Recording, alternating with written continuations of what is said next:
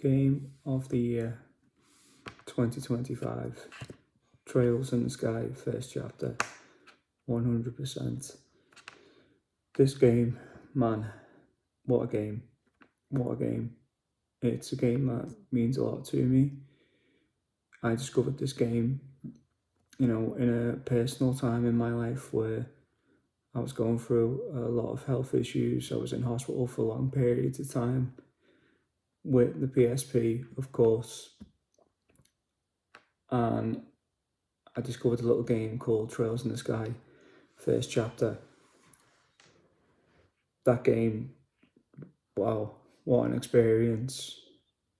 Considering it was on a handheld as small as the PSP, it was so immersive.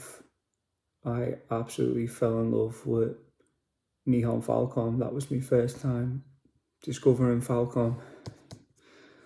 And wow, it just took me on a journey.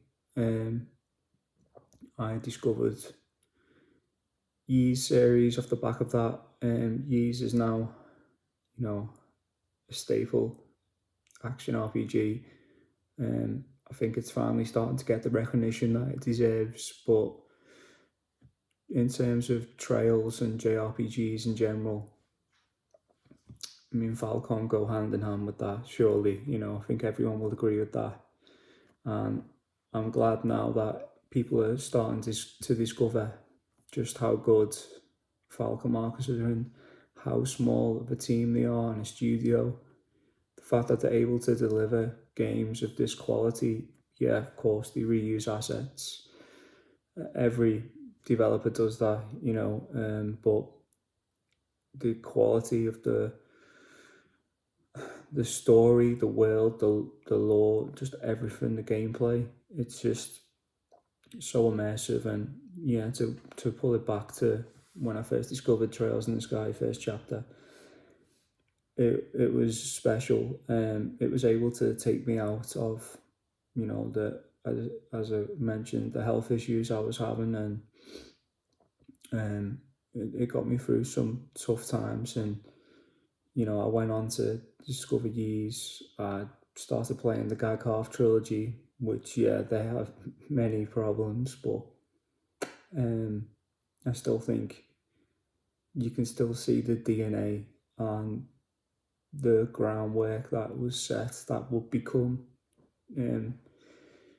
the Trail series, and specifically first chapter. I think especially a Tear of Vermilion, you can definitely see the DNA of what would be like the Bracer Guild and even Prophecy of the Moonlight Witch. Brother and sister Estelle and Joshua. You can really see the foundations that were laid early on. And yeah, I know they're remakes of games from the late 90s, but you get what I'm saying. You can see where they built from. So to pull it back to Trails in the Sky, first chapter, this remake is, in terms of how remakes go, perfect. Absolutely perfect. And it's 100% Game of the Year. Anyone who says otherwise just hasn't played it.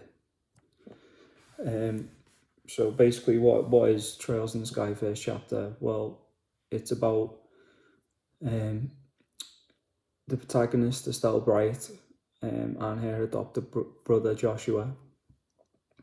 Basically, they go on a journey to become bracers. They start as junior bracers. They explore the continent of Libelle. Country of Libelle. And yeah, it's just like a trip around the country. The characters they meet, the story, the NPCs, the towns, music, everything just blends together perfectly, in my opinion. If you don't know about the Trail series, a big part of that is the NPCs. They react basically. So every time you complete like a story segment, the NPC dialogue will change and it'll update each time. So you'll you'll get into like especially a major story beat, you'll go back and all the NPCs react to it in a natural way. I'd say it's like a good reaction. But not just that, they've all got their own stories. So it's about like that living, breathing world which the Trail series is known for now. But it was 100% there in the first game also. You end up seeing their lives and how they start off from where they get to, and you see them growing as well. So they're on the same journey as the characters, really, which is I think is really cool, and it helps with the immersion aspect. And I think that's to pull it back to the original on PSP. I think the fact you get so immersed on a handheld title like that was because the whole world's reacting to everything that's happening. But yeah, so in terms of the remake, it like blends a bit of the combat system taken from the Daybreak games. So you've got basically a action RPG and a turn-based RPG. It's like blends it. It's not quite the same as Daybreak, but it's like becomes its own thing. And I think it freshens it up. I think in terms of, I personally enjoy the turn-based JRPG, but the modern audience now, they want action, they want quick, snappy combat.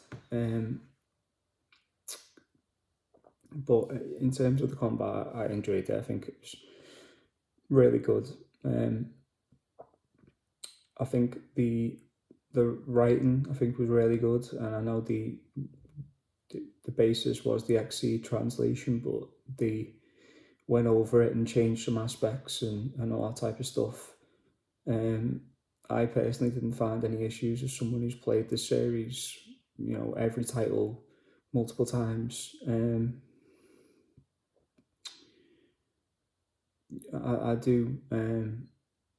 I did enjoy it. What I really appreciated was the fact that they stuck with the voice actors that have been used like from the beginning, and also that's being used by NIS America when these characters have appeared later on in the series.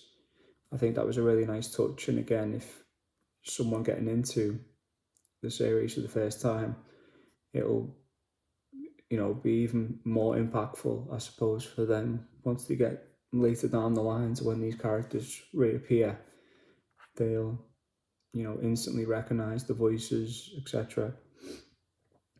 And yeah, man, I just think this is special game. I think everyone needs to play it. As I say, hands down, game of the year for me. I might be a bit biased as a Falcon fan, but I just think it's a perfect remake, and I think anyone who's going to do a remake needs to look at Trails, look at this game. And all I can really think of another remake that I thought was perfect was, if you could really call it a remake, because it's more a reimagining, but Final Fantasy VII remake. But to me, that's a reimagining. This is a remake, and this was a remake done to perfection. And what I've got here is, in case anyone doesn't know, it's this little UK, well, I say little, this UK brand called Pinbox, and they do loads of Falcom stuff. And they made this, it's called the Bracer Supply Box. And you don't get the game with it, but it's for a Falcon fan, it's for a Trails fan. Don't know if it's available anymore, to be totally honest with you. But if you haven't seen it, definitely check this out. It's great. It's really cool. You get loads in there. So I definitely check that out. Yeah, I'd like to talk about the story, but I just don't really want to spoil anything because it's such a story heavy game. Um, it's just got to be experienced yourself, and I'd 100% recommend this game. And I think it's kind of fitting for me personally because it's a game. This series and specifically first chapter means so much to me. It got me through a really difficult time in my life, and I think it's kind of fitting that it's also going to start my first YouTube video. And I, YouTube's something I wanted to jump on for years, but I've just never gave it a shot. I think it's a bit nerve wracking, to be totally honest, and a bit weird sitting in front of a camera. But I think it's fitting that this is the game that makes me do my first video, and hopefully there'll be more to come, and I'll get a bit better behind the camera. So yeah, you'll have to forgive me for that and all the stuttering and stuff. But yeah, please play Trails, like, comment, and subscribe. Tell me if you've played the remake. Are you looking forward to second chapter that's already been confirmed by Falcom? It's be coming out next year. They best not skip the third. I'll be really upset if they do. But hopefully they do. Trails in the Sky the third, Zero, Azure, and then we'll see about Cold Steel 1 and 2. I'm not really bothered about Cold Steel 1 and 2. I love the games, don't get me wrong, but I don't necessarily think they need a remake. But if Falcom are going to do one, I wouldn't complain. And I think it just gives Falcom a bit of breathing room now that we're approaching the end of this Trail series. It's getting closer and closer, as Kondo keeps saying in his interviews. I think that having a remix scattered in allows them more time to focus on. We're seeing how long we're waiting for Kaino Kaseki 2. I think that gives them a bit of breathing room to flesh out and make sure the ending is as perfect as can be, make sure they stick the ending. So yeah, Trails in the Sky first chapter. What did you guys think? Let me know. Is it your game of the year? Is it Expedition 33, which is, it's a great game, of course, but that's game of the year, and I can't believe it's not. Well, I can't believe it's not being given a mention in the game awards, but that should be up for game of the year 100%. So yeah, thanks guys. Like, comment, and subscribe. Cheers.